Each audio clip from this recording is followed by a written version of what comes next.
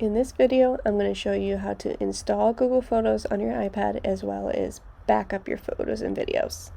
The first thing I want to do is get my iPad out. I'm going to go to the Nauset App Store.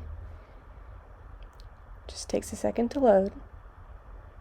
And then the first thing I'm going to do is type in Google Photos. Once it loads, there we go.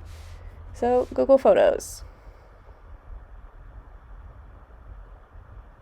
Alright, it says installed. That's because I already had it installed, but I uninstalled it before this video so you could see the entire process. So I clicked install. It takes a little bit to come up, so let's let it install. Here we go. And now we're going to click on Google Photos. Just takes a second to load up. And then you see the colorful pinwheel. You're going to allow access to photos. You don't have to allow notifications. You can if you want to.